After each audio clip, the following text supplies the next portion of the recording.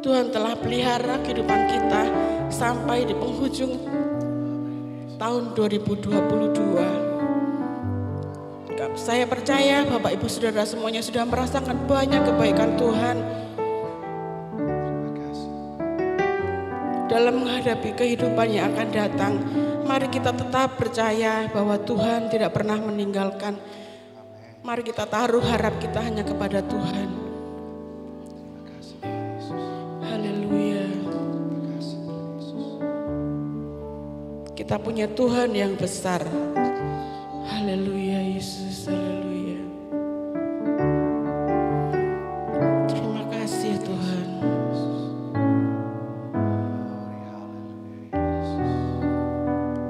Haleluya Yesus. Ku hidup karena percaya Kau yang berjanji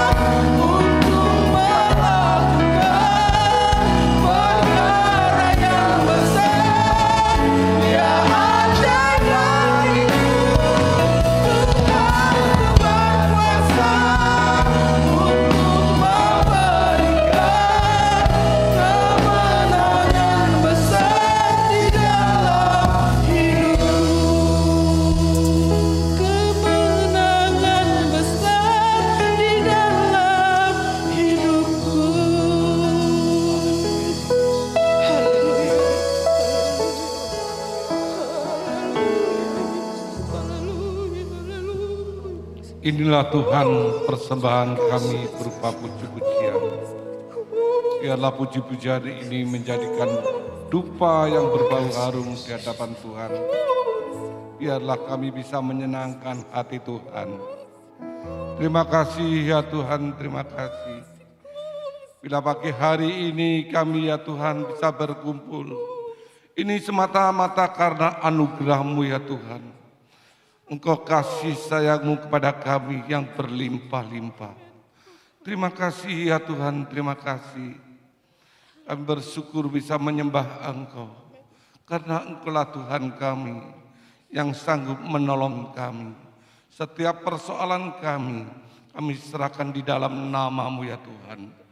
Tuhan, kami juga berdoa untuk sidang jemaat-Mu khususnya GPDI Jajak. Apabila mereka yang tidak hadir dalam keadaan sakit Tuhan, jamah dan sembuhkan Tuhan. Bila mereka kesusahan Tuhan, Tuhan bantu dan pikul. Bila mereka kekurangan Tuhan, tambahkan. Oh Tuhan, terima kasih ya Tuhan. Inilah Tuhan doa permohonan kami kepadamu. Tuhan, apabila saat ini kami mau mendengarkan sebagian daripada firman-Mu, berfirmanlah ya Tuhan lewat hamba-Mu. Sucikan hati dan pikiran kami. Berikanlah hikmat akal budi kami Tuhan. Biarlah firman-Mu tertanam dalam hati kami. Terima kasih ya Tuhan, terima kasih. Kami mau menyambut firman-Mu di dalam nama Tuhan kami Yesus Kristus sebagai Tuhan dan Juru Selamat kami. Haleluya. Amin. Puji nama Tuhan, Bapak Ibu Saudara terkasih dalam Tuhan. Bersyukur buat cinta kasih Tuhan dalam kehidupan kita. Kita punya Tuhan yang besar, Tuhan yang berkuasa, Tuhan yang sanggup melakukan segala perkara. Pada pagi hari ini bersyukur berterima kasih buat kesempatan yang dipercayakan oleh Emak dan Papi Mami. Dalam pemberitaan firman pagi hari ini kita sama-sama buka Alkitab kita Bapak Ibu Saudara di dalam surat Filipi pasal yang keempat. Surat Filipi pasal yang keempat, kita akan membaca beberapa ayat di sana, mulai dari ayat 10 sampai ayat yang ke-13. Filipi pasal yang keempat, ayat yang ke-10 sampai ayat yang ke-13. Jika sudah menemukannya, Bapak Ibu Saudara bisa katakan amin. Ya, kita akan baca ayat ini bergantian ya Bapak Ibu Saudara. Yang laki-laki membaca ayat yang 10, perempuan wanita yang membaca ayat yang ke-11 dan ayat yang ke-12 kita baca bersama-sama. 1, 2, 3. Aku sangat bersukacita dalam Tuhan bahwa akhirnya pikiranmu dan perasaanmu bertumbuh kembali untuk aku.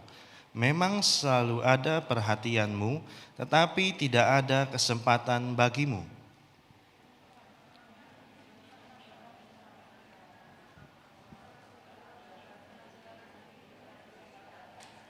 Ya, kita baca bersama-sama, 2, 3. Aku tahu apa itu kekurangan dan aku tahu apa itu kelimpahan. Dalam segala hal dan dalam segala perkara tidak ada sesuatu yang merupakan rahasia bagiku, baik dalam hal kenyang maupun dalam hal kelaparan, baik dalam hal kelimpahan maupun dalam hal. Ayat yang ke-13 kita sambung bersama lagi, 1, 2, 3. Segala perkara dapat kutanggung di dalam Dia yang memberi kekuatan. Amin. Puji nama Tuhan, Bapak Ibu Saudara. Firman Tuhan pada pagi hari ini saya berikan judul Sukacita dalam Rasa Cukup. Ya, jadi kita melihat pembacaan kita di dalam beberapa ayat di sana menggambarkan atau dalam perikopnya di situ tertulis tentang ucapan terima kasih atas pemberian jemaat. Jadi kita mengetahui bahwa surat Filipi ini merupakan satu di antara beberapa surat Rasul Paulus kepada orang-orang, kepada sidang jemaat Tuhan yang disebut sebagai surat penjara. Ya, jadi Rasul Paulus ketika menulis surat ini dia ada di dalam penjara. Ada yang berkata penjara di Roma. Tapi kalau melihat letak daripada kota Filipi, sepertinya agaknya lebih mungkin penjara itu terletak di kota Efesus. Ya, jadi kita melihat bahwa tema daripada surat Filipi ini adalah tentang dinamakan sebagai kitab sukacita. Kitab sukacita. Jadi kita melihat bahwa kalau minggu yang lalu Bapak Gembala berkata bahwa sukacita adalah solusi atas masalah, yaitu hati yang gembira ya, tentu hati yang bersukacita. Nah, pada pagi hari ini kita akan belajar sukacita di dalam rasa cukup. Jadi tentu kita bertanya-tanya bahwa tema di dalam kitab Filipi ini adalah temanya adalah sukacita. Tapi kalau kita melihat surat-surat ini ditulis bahwa oleh Paulus di dalam penjara. Ya, ditulis di dalam penjara, tapi tema suratan ini adalah sukacita. Tentu kita bertanya-tanya, bagaimana bisa bersukacita kalau Rasul Paulus yang menulis saja surat ini ada di dalam penjara. Penjara yang sedang atau hukuman penjara yang sedang dijalani oleh Rasul Paulus tidak sama seperti yang kita lihat di Indonesia gitu ya. Jadi saat dia menulis surat Filipi ini, Rasul Paulus ada ya menjadi tahanan, tapi tahanan rumah ya. Jadi dia tidak di dalam sel, tapi dia ada dalam kondisi yang terbatas ya, ditahan. Tapi dia mengatakan bahwa ayat-ayat ini dengan bersemangat ya, di dalam ayat yang ke-10 dikatakan bahwa aku sangat bersukacita dalam Tuhan. Di dalam penjara dia tidak mampu berkata bahwa aku sangat bersukacita. Ya, tentu kita melihat bahwa sisi dari kebenaran firman Tuhan tentang sukacita bukan hanya ketika kita menerima atau mendapatkan sesuatu, tapi sukacita pada pagi hari ini kita mau belajar sukacita dalam rasa cukup. Ya, sukacita dalam rasa cukup.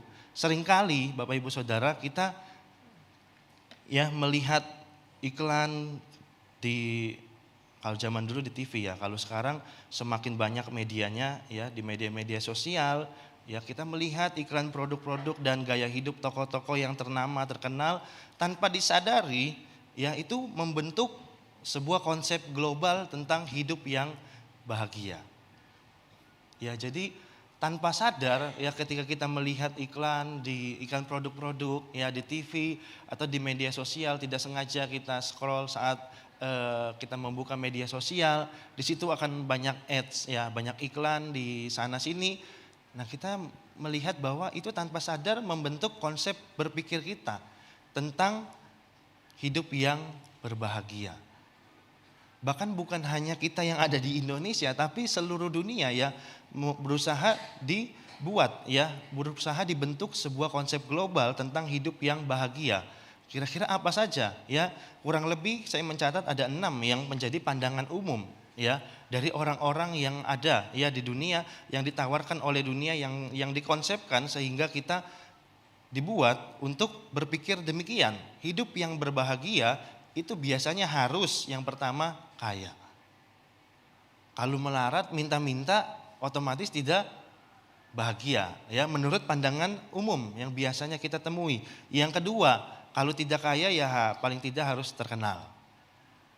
Ya, jadi mungkin ketika satu jajak ini menyebut nama seseorang, oh semuanya tahu. Tentu menjadi satu kebanggaan tersendiri ya. Itu menjadi pandangan umum yang ditawarkan oleh dunia ya. Hidup yang bahagia itu harus kalau nggak kaya ya terkenal. Ya, kalau nggak terkenal paling nggak punya jabatan atau memiliki karir yang oke ya. Jadi jabatan yang ada, ketika tentunya mungkin ada di satu desa atau satu kampung ya, ketika ada satu warganya yang di situ terpilih jadi kepala desa dan lain sebagainya, pasti akan bangga seluruh keluarganya. Wah, anakku, wah, putuku jadi kepala desa. Nah kan, itu pandangan umum yang biasa kita temui. Atau yang keempat, ya hidup yang bahagia itu harus, ya ini biasa udah sisi-sisi ya pengaruh modernisasi ya, harus pakai barang yang branded ya. Padahal kita tahu bersama Bapak Ibu Saudara, semua baju, semua celana yang kita kenakan pasti ada mereknya ya. Tapi berusaha dialihkan ya. Jadi kalau kita tidak memakai barang-barang branded yang ternama ya, yang mungkin seperti yang kita lihat di iklan-iklan, seperti kita lihat di media-media sosial, ya itu belum bahagia. wah belum stylish, belum keren dan lain sebagainya. Itu pandangan yang dunia konsepkan. Dan itu mulai ditanamkan lewat iklan-iklan yang ada. Jadi dia mau membentuk ya, ada algoritmanya membentuk sebuah konsep global berpikir masyarakat dunia.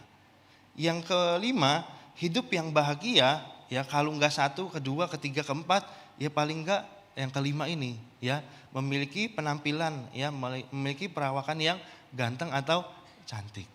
Jadi setidaknya ada pujian dari orang lain dan kita menjadi bahagia. Ataupun yang keenam, nah ini juga biasa suka muncul di media-media sosial ya, adalah memiliki postur tubuh yang ideal. Atau istilahnya body goals ya. Biasanya yang wanita-wanita, yang perempuan-perempuan khususnya yang masih muda ya, biasanya ketika melihat media sosial, wah kok cantik ya, kok cewek ini kok tetap cantik ya, padahal anaknya udah 3, udah 4 ya, masih langsing ya, kalau saya udah langsung ya kan. Jadi mulai insecure ya, akhirnya mulai aduh gimana ya, setiap hari ya biasanya wanita pada umumnya selalu identik dengan cermin ya, mau pergi cerminan ya, nyampe ke tempat atau ke mall atau ke tempat pembelanjaan pasti cari kamar mandi, ke cermin lagi ya. Jalan-jalan di mall ya, jalan-jalan di tempat perbelanjaan biasanya ada cermin-cermin yang ngacak lagi, tetap aja cerminan lagi ya. Itu pengaruh dari konsep yang ditemui ya dalam kita sehari-hari, dalam media-media yang kita cermati. Akhirnya terbentuk dalam pola berpikir masyarakat yang ada hari-hari ini bahwa kalau tidak mencapai, kalau tidak memenuhi kualifikasi yang ada di dalam 6 poin ini, maka kita tidak bahagia. Ya, tidak memiliki sukacita. Jadi kita harus mencermati Bapak Ibu Saudara bahwa konsep-konsep yang sedang ditawarkan oleh dunia, ya sukacita yang ditawarkan oleh dunia adalah sukacita atau bahagia yang harus ada syaratnya. Kamu hartanya harus banyak, harus kaya supaya bahagia. Bagaimana bisa bahagia kalau makan nasi cuma pakai kecap? Ya, bagaimana bisa bahagia kalau makan nasi cuma pakai kerupuk? Ya, itu berusaha ditanamkan ke masyarakat dunia yang ada. Jadi kalau tidak memenuhi 6 poin ini, wah rasanya tidak bahagia hidup ini. Padahal ya di tahun-tahun zaman dulu, siapa nih yang hidup di tahun-tahun saat band ini berjaya? Ya, band Kus Plus, lagunya yang terkenal petikannya hati senang walaupun tak, bener gak? Bener liriknya ya, lirik dari Kus Plusnya bener ya. Tapi mungkin bapak-bapak ada yang bilang, wah Kus Plus ini mungkin gak punya istri seperti istri saya ya. Coba Kus Plus ini personilnya punya istri seperti istri saya, hati senang walaupun gak punya uang ya kan. Mungkin Kus Plus ini gak punya anak seperti anak saya ya. Coba kalau punya anak seperti anak saya ya, hati senang walaupun tak punya. Setuju? Ya, tapi dulu nyanyinya semangat ya. Tapi nggak apa-apa ya, namanya judul lagunya kan bujangan ya. Kalau sekarang sudah tidak bujangan ya. Jadi lagunya udah nggak berlaku ya. Jadi kita melihat Bapak Ibu Saudara, ya hati senang kalau tak punya uang. Kalau ya kita berpikir yang tadi, wah mungkin personilnya Kus Plus ini ya nggak punya istri seperti istri saya. Coba punya istri seperti istri saya ya. Bahkan saya lihat iseng di Google ya, ada ya meme-meme yang lucu.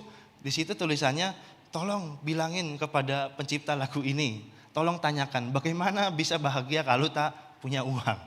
Ya, jadi banyak meme-meme yang muncul di media sosial. Tolong tanyakan kepada pencipta lagu ini, bagaimana caranya supaya hati senang kalau nggak punya uang. Ya, tapi itu sering dinyanyikan zaman dahulu. Tapi kenyataannya Bapak Ibu Saudara, ya seringkali kita, waduh gimana? Kalau kita rogoh kantong, pas anak minta jajan, ma jajan, terus rogoh kantong nggak ada isinya gimana? Waduh, ya disuruh hati senang, ya kan? Mau gimana ya?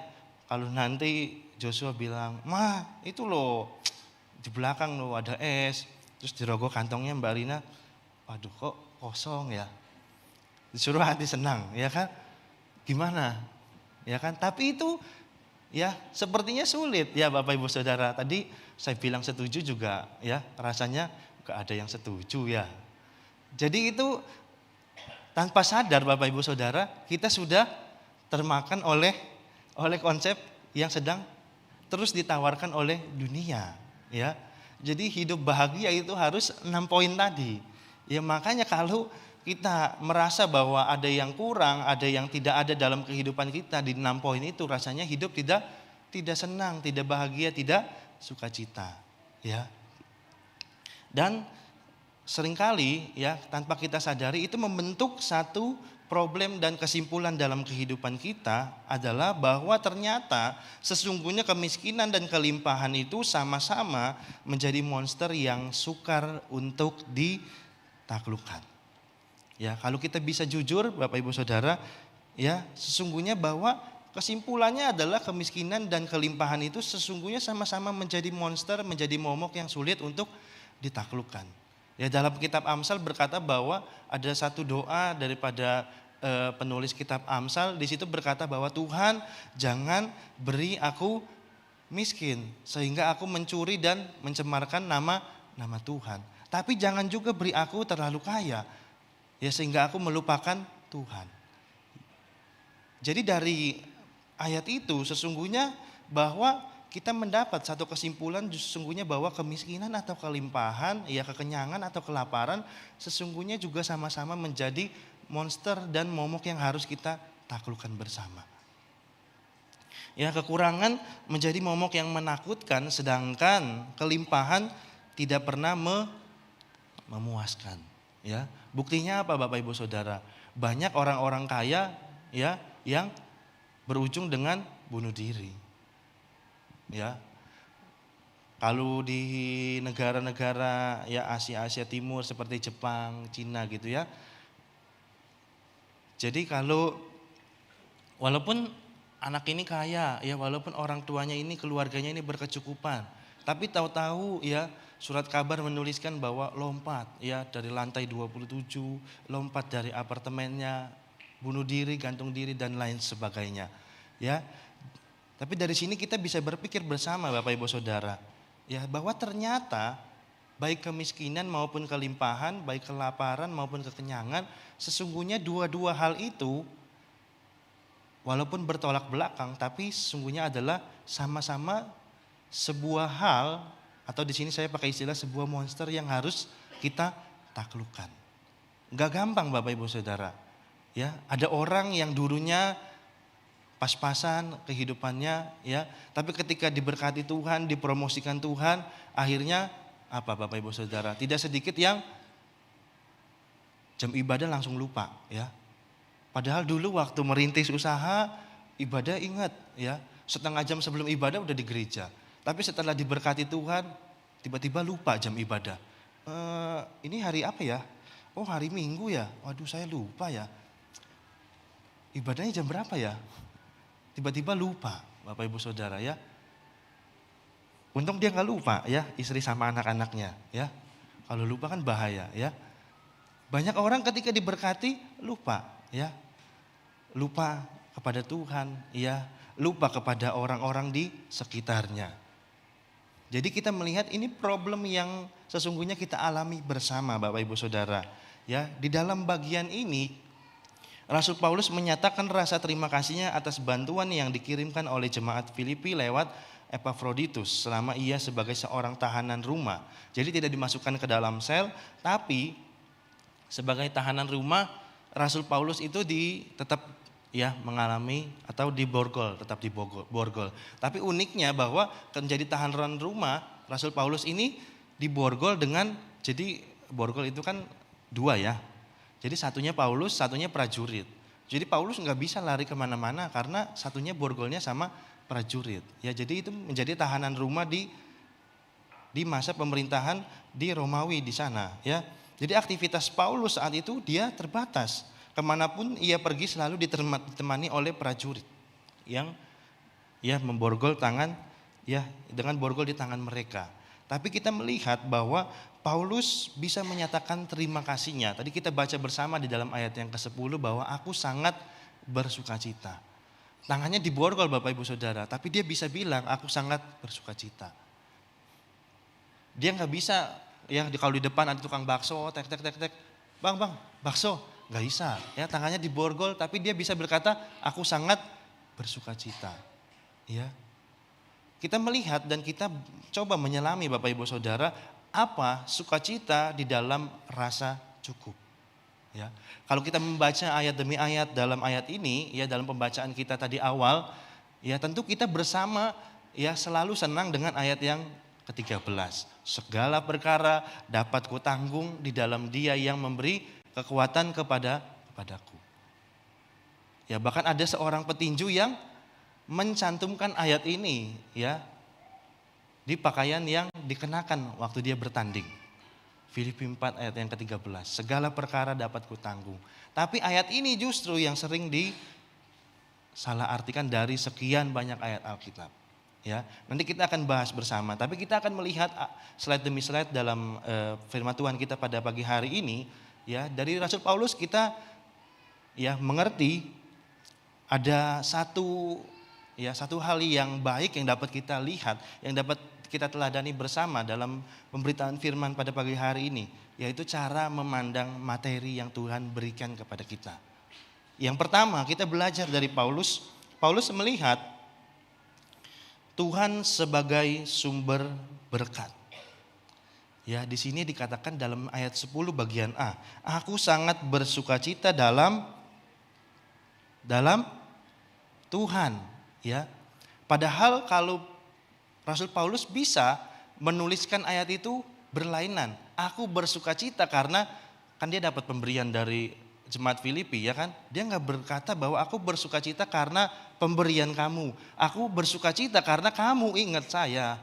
Ya kan, dia nggak berkata itu, tapi dia berkata bahwa aku bersukacita dalam Tuhan. Jadi kita melihat bahwa cara pandang Rasul Paulus terhadap materi, terhadap hal-hal yang Tuhan titipkan dalam kehidupan dia adalah Paulus melihat bahwa Tuhan adalah sumber berkat itu sendiri. Dia tahu bahwa jemaat Filipi yang Tuhan kirimkan sebagai alat Tuhan untuk menyalurkan berkat kepada dirinya.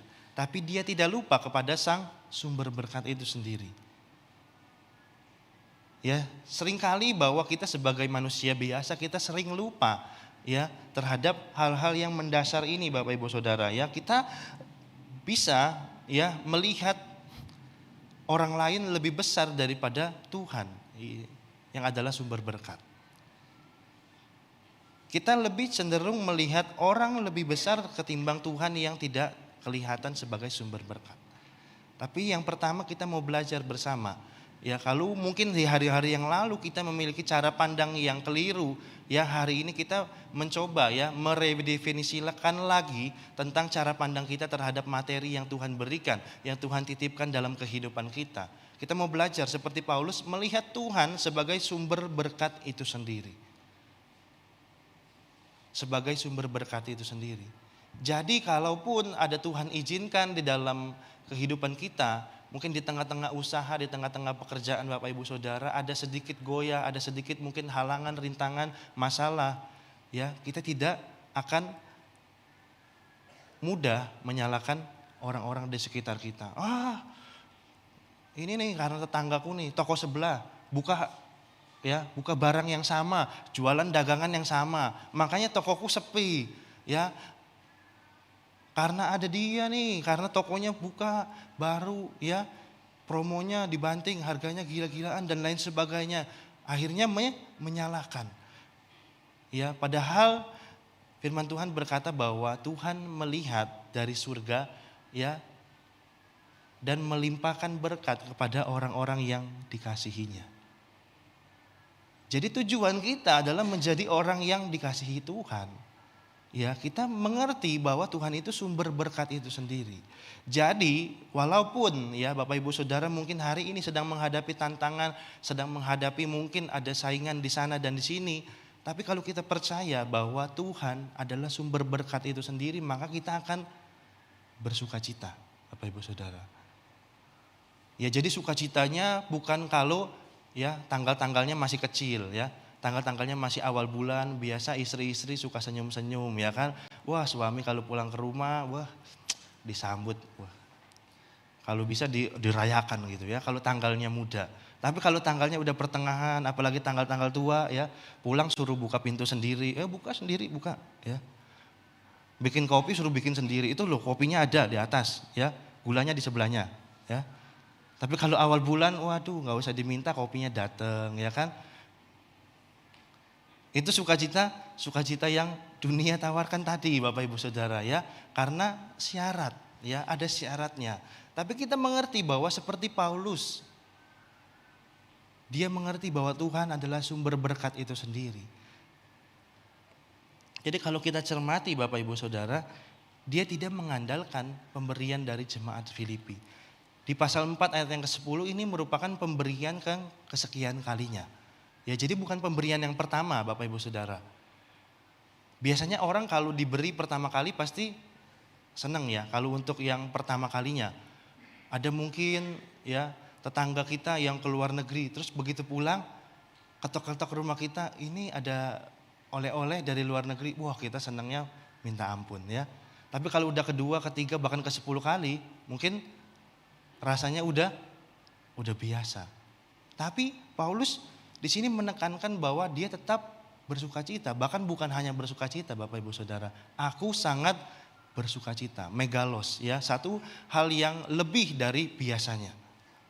Jadi Rasul Paulus mau memberikan kita satu teladan yang baik bahwa mementingkan bahwa adalah Tuhan itu adalah sumber berkat itu sendiri. Bukan karena pemberian yang diberikan jemaat Filipi ya udah kesekian kali mungkin ya diantarkan oleh Epafroditus sebagai utusan dari jemaat Filipi untuk memperhatikan Paulus.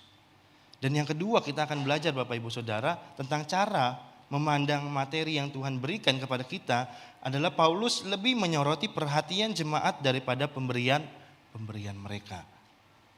Yang lebih penting itu perhatiannya Bapak Ibu Saudara, bukan pemberiannya. Tapi seringkali ini tukar tempat. Buktinya apa? Buktinya ya kalau di saat tetangga kita yang tadi saya ceritakan ingat kita, dia pulang dari luar kota atau mungkin berlibur kemana, ya dia ingat kita terus ketok-ketok rumah kita kasih oleh-oleh, kita senang. Ya 1, 2, 3 kali, 4 kali, 5 kali dia berlibur tetap ya ingat kita, kasih oleh-oleh kita senang. Ke-6 kalinya dia berlibur ke luar negeri, keliling mungkin 2 minggu, 3 minggu, 1 bulan. Terus dia gak ketok rumah kita akan merasa apa? Merasa sedih. Kok dia udah pulang kok gak ketok-ketok rumahku ya? Kok gak ada buah tangan ya? Kok gak ada kiriman ya? Ditunggu-tunggu akhirnya kecewa. Padahal terserah orangnya ya kan, terserah dia. Kenapa kita yang kecewa? Malah mungkin ditelepon, gimana keliling-keliling dunianya, keliling Eropanya gimana ya, supaya ya kan biar kasih kode supaya dia ingat gitu loh ya. Gimana di sana liburannya enak ya kan. Tapi tetap aja rumah kita nggak diketok-ketok ya. Ya, seringkali kita terbalik Bapak Ibu Saudara. Kita lebih mementingkan pemberian ketimbang perhatian. Siapa di sini istri-istri yang pernah ditelepon atau sering ditelepon sama suaminya kalau waktunya makan siang? Ya mungkin kalau suaminya lagi ke ladang atau suaminya masih di toko, terus siang-siang dia sempetin telepon istrinya. Ma, udah makan? Pernah ada istri-istri di sini ditelepon gitu sama suaminya, Ma, udah makan?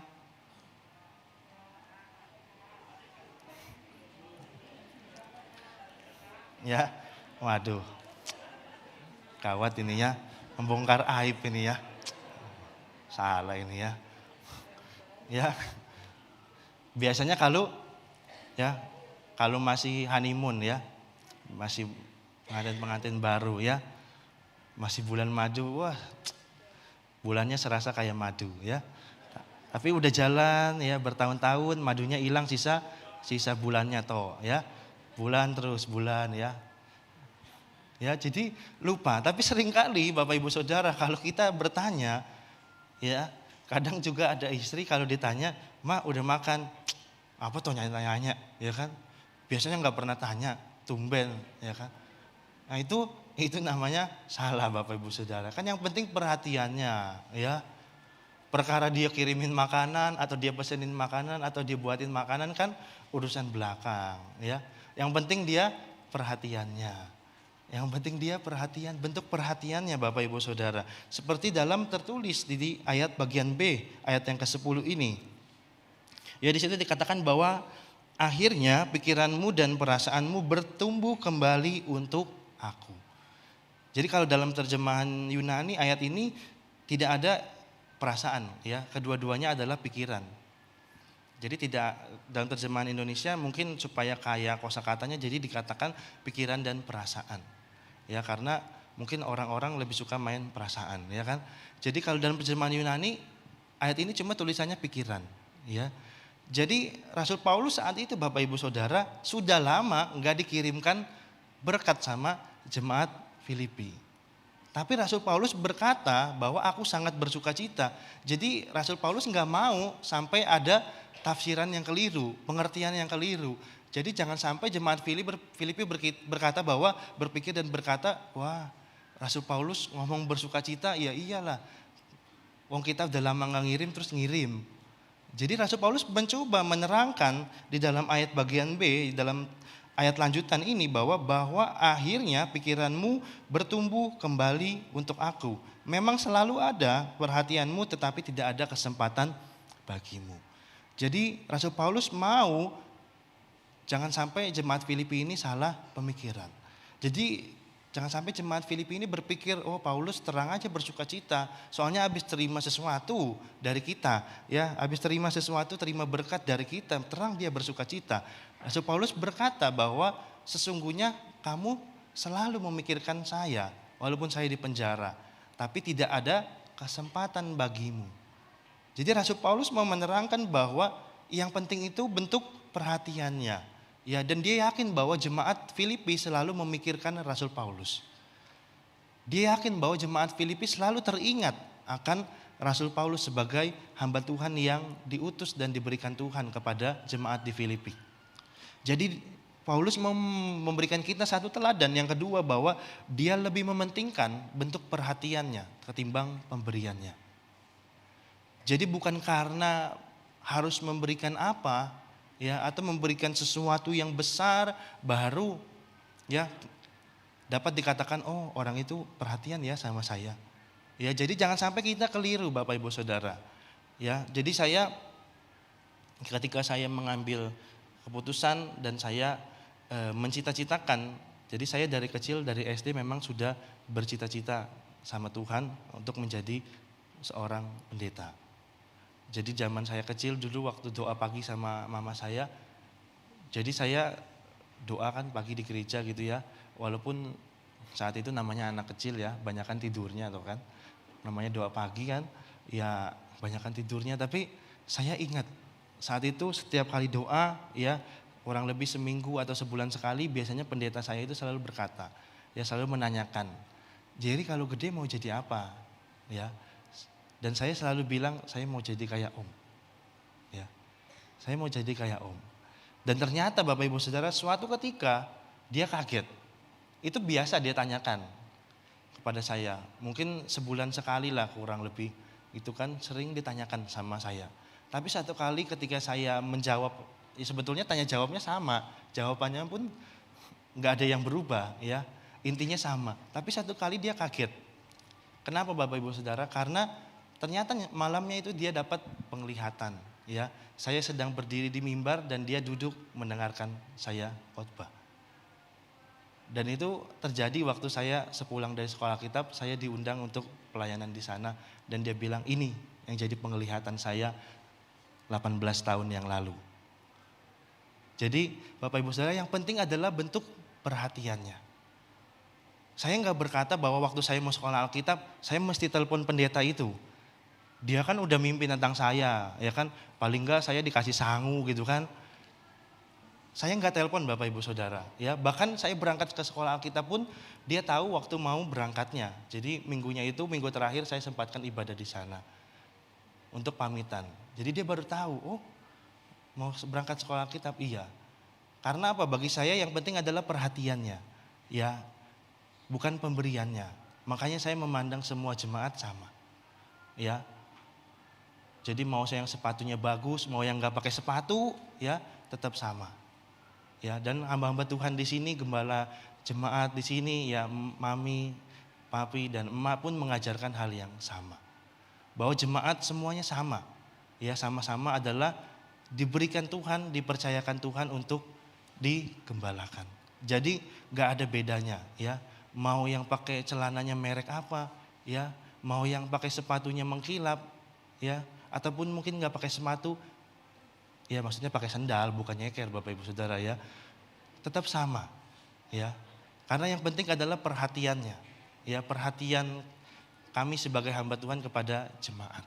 Yang penting adalah perhatiannya. Bukan supaya, wah saya dekatkan aja, ya, saya deketin aja orang-orang yang kalau di sana klaksonnya kencang, ngerti ya Bapak Ibu Saudara, ya. Maksudnya mobil, ya. Kalau yang pulangnya klaksonnya kencang, saya deketin aja, ya. Siapa tahu ada aliran-aliran, ya, aliran sukacita gitu, ya. Enggak, ya. Bapak Ibu Saudara boleh lihat, ya. Saya mendekatkan semuanya, ya. Enggak ada yang cuma klakson-klaksonnya kencang di belakang, terus saya kucuk-kucuk datang, ya, cari-cari muka, enggak ada, ya.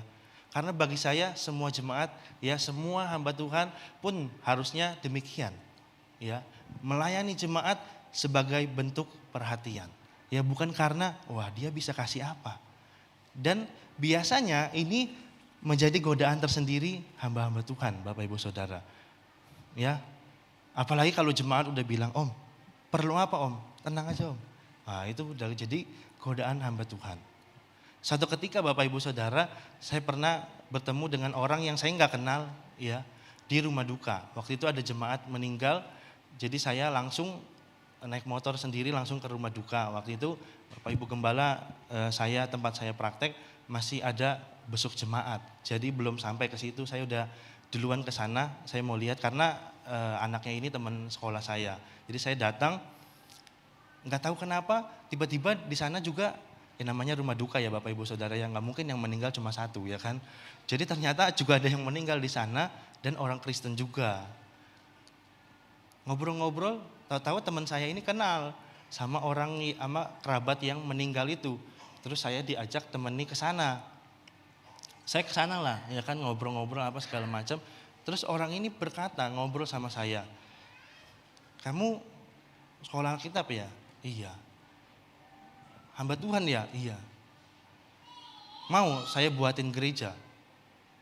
"Saya punya tanah banyak di Semarang." Ternyata akhirnya ke belakangnya saya tahu ternyata dia kader partai, Bapak Ibu Saudara. Ya dia pengurus partai.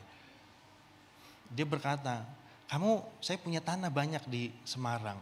Kamu tunjuk aja yang mana mau dijadikan gereja. Ya, saya kasih buat kamu. Terus saya bilang, ini susah Bapak Ibu Saudara, ya. Siapa yang nggak mau dikasih tanah? Coba angkat tangan. Ya, ya toh. Dikasih tanah katanya, suruh tunjuk, tanahnya banyak di Semarang.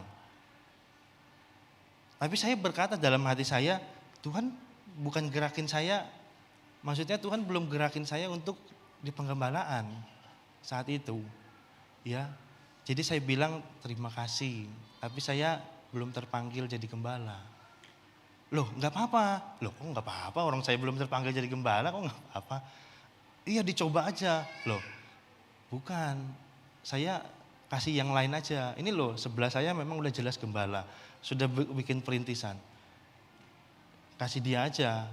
Enggak, saya maunya kasih kamu. Enggak, terima kasih. Saya belum terpanggil jadi gembala.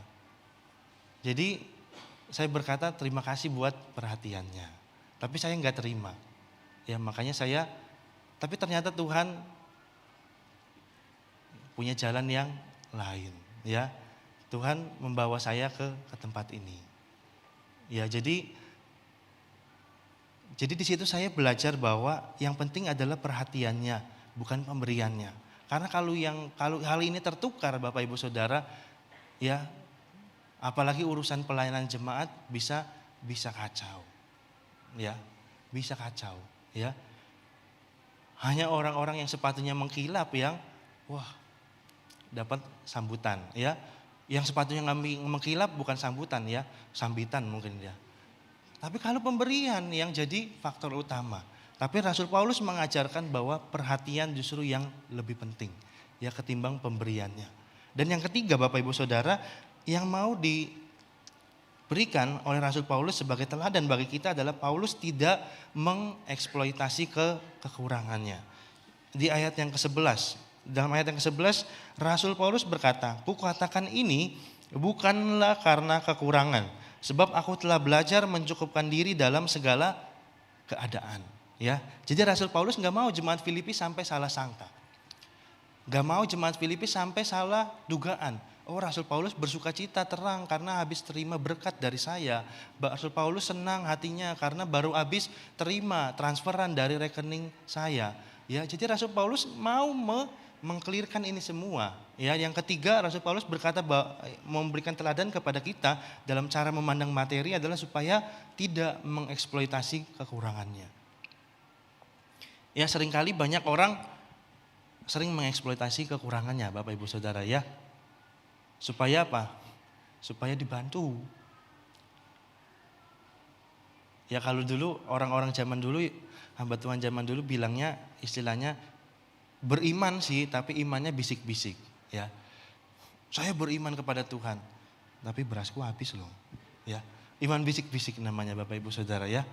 Beriman kepada Tuhan, doa memang, ya. Tapi bisik-bisik juga, aduh telur di rumahku habis, ya.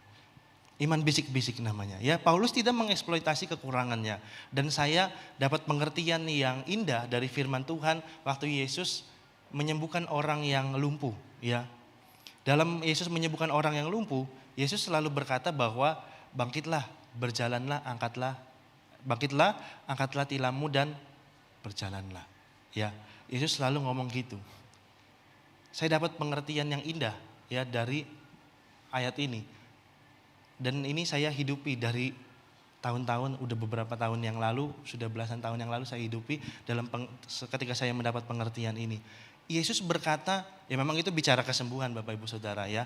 Tapi saya dapat pengertian yang lain, bahwa kenapa Yesus harus bilang kepada orang yang lumpuh ini, angkatlah tilammu, bangkit, berjalanlah. Saya dapat pengertian bahwa Yesus suruh mengangkat tilamnya supaya jangan dia nanti balik lagi. Ya, dia udah bisa jalan, udah disembuhkan sama Tuhan, tapi dia masih ngegelar tilam supaya bisa minta-minta. Ya, supaya bisa terima dari orang terus, ya. Padahal dia udah bisa jalan, sudah disembuhkan oleh Tuhan.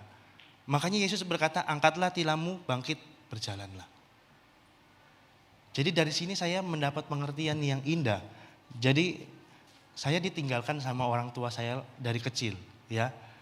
Jadi ketika ngumpul anak-anak sekolah, ya mereka bercerita, diberikan ini dan itu sama orang tua, ya tentu hati saya sedih, ya, karena saya mau minta sama siapa, ya kan.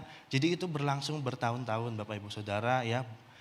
Saya ditinggal waktu itu mama umur 4, papa umur kelas 4, papa umur kelas 5 SD, ya. Jadi sudah bertahun-tahun saya sampai lulus sekolah itu kan, saya lihat teman-teman kadang cerita seperti itu dan lain sebagainya Bapak Ibu Saudara.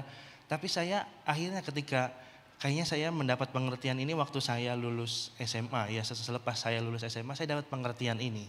Jadi waktu saya kelas 3 SMA, Tuhan percayakan saya bisa ngajar les, ya. Artinya saya punya income sendiri. Jadi saya sudah tidak bergantung, ya. Jadi masih sekolah tapi saya sudah punya income sendiri saat itu.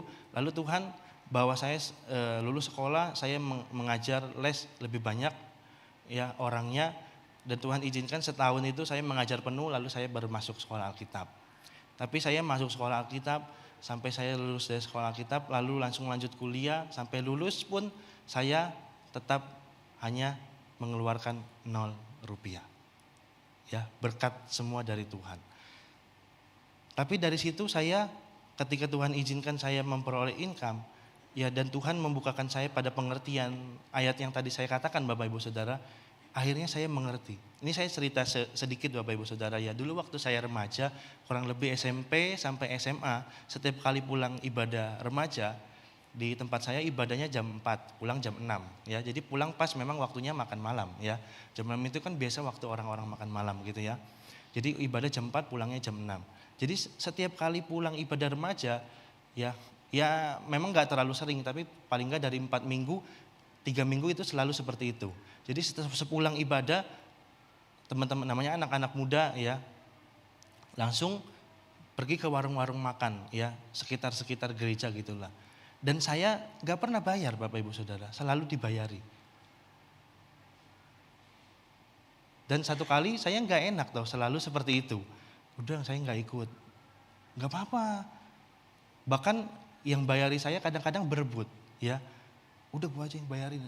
Ya, dan itu berlangsung lama ya, sampai saya kelas 2 SMA, kelas 3 SMA.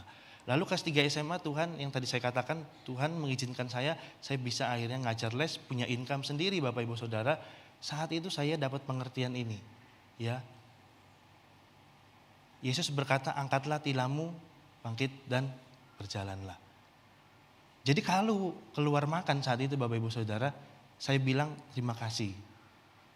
Saya sekarang Tuhan sudah berikan saya pendapatan, saya bisa bayar sendiri. Ya, jarang Bapak Ibu Saudara ada orang seperti itu. Tapi saya dapat pengertian itu dari ayat ini. Ya. Kenapa Yesus harus bilang angkatlah tilammu, bangkit dan berjalan? Karena apa? Ada kemungkinan lagi orang yang tadinya lumpuh sudah bisa jalan, sudah disembuhkan Yesus. Yesus jalan kan, pergi lagi melanjutkan perjalanannya. Mungkin aja orang itu balik lagi, gelar tilamnya, minta-minta lagi. Mungkin gak Bapak Ibu Saudara? Mungkin. Makanya Yesus berkata, angkatlah tilammu, bangkit, berjalan. Jadi Paulus di sini ya memberikan kita teladan bahwa jangan sampai kita mengeksploitasi kekurangan. Mungkin ada hal-hal yang ya Bapak Ibu Saudara, mungkin hal-hal ada hari-hari ini mengalami mungkin sisi-sisi tertentu yang sedang mengalami kekurangan. Tapi kita belajar Bapak Ibu Saudara firman Tuhan yang indah bahwa jangan sampai kita mengeksploitasi kekurangan. Ya. Jangan sampai kita mesti bilang-bilang, aku ini puasa, tapi puasanya terpaksa. Ya, sebab beras di rumahku habis, ya. Sebab telur di rumahku habis, ya. Jadi mengeksploitasi kekurangan. Ya, jadi pelajaran firman Tuhan yang indah, ya. Jadi 3 hal ini, Bapak Ibu Saudara, memandang Tuhan sebagai sumber berkat dan mementingkan perhatian ketimbang pemberian dan jangan sampai mengeksploitasi kekurangan. Dan kita melihat ya, mengapa, apa yang jadi alasan, mengapa Paulus bisa memiliki cara pandang yang benar tadi. Rahasianya adalah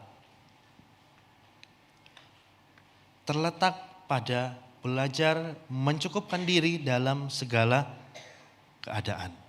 Ya, dalam ayat ini dikatakan, kukatakan ini bukanlah karena kekurangan, sebab aku telah belajar mencukupkan diri dalam segala keadaan. Dan ayat yang ke-12 saya ambil dari terjemahan New International Version. Di situ juga dikatakan aku telah belajar rahasia untuk puas dalam sembarang dan setiap keadaan. Apakah kenyang atau lapar, apakah hidup dalam kelimpahan atau kekurangan. Ini rahasia yang sangat penting Bapak Ibu Saudara. Kalau kita mau tahu kenapa Paulus bisa punya cara pandang yang benar seperti itu, rahasianya adalah karena Paulus belajar mencukupkan diri dalam segala keadaan. Ya, belajar mencukupkan diri dalam segala keadaan. Ya, seperti judul firman Tuhan kita tadi, sukacita dalam rasa cukup.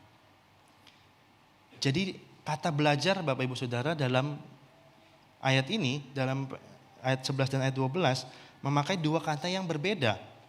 Memakai istilah dalam 2 kata yang berbeda, yaitu ematon dan meniemai. Yang keduanya Kalau dalam terjemahan bebas diartikan dalam transliterasi bahasa Indonesia, memang semua berarti belajar. Tapi kalau dalam terjemahan asli Yunani, ayat ini berkata bahwa yang ematon memiliki pengertian belajar mempelajari seperti seseorang yang duduk di bangku sekolah. Tapi kalau mememai mengetahui dan menyelami rahasia. Jadi ketika Paulus berkata di dalam ayat yang ke-12, aku telah belajar rahasia untuk puas. Ya. Bukan saat depositonya bertambah, bahkan penuh. Ya, bukan saat rumahnya penuh dengan mobil dan motor. Bukan saat ketika anak-anak kita mendapatkan prestasi. Ya, bukan saat anak-anak kita mendapat pekerjaan yang baik, mendapat pasangan yang baik. Tentu sebagai orang tua pasti bersuka cita. Tapi bukan itu Bapak Ibu Saudara yang menjadi rahasia yang Paulus mau kabarkan kepada kita semua. Rahasianya adalah kenapa Rasul Paulus bisa memiliki cara pandang yang benar adalah karena Rasul Paulus belajar untuk merasa puas. Ada sukacita di dalam rasa cukup. Rasul Paulus berkata, ya seperti tadi saya katakan, segala perkara dapat kutanggung di dalam Dia yang memberi kekuatan kepadaku. Ayat ini sering disalah terjemahkan. Ya, kebanyakan dan tidak sedikit hamba Tuhan berkata tentang ayat ini bahwa segala perkara dapat kutanggung selalu dibawa kepada pengertian kalau kurang akan jadi lebih. Ya, kalau miskin akan jadi kaya. Padahal ayat ini tidak berbicara itu. Rasul Paulus berkata bahwa aku telah belajar baik dalam hal kekurangan maupun kelimpahan. Aku belajar dalam hal kenyang maupun lapar. Jadi ayat ini berkata bahwa segala perkara, bahkan dalam terjemahan aslinya perkara ini memiliki pengertian permasalahan, ya persoalan yang pelik.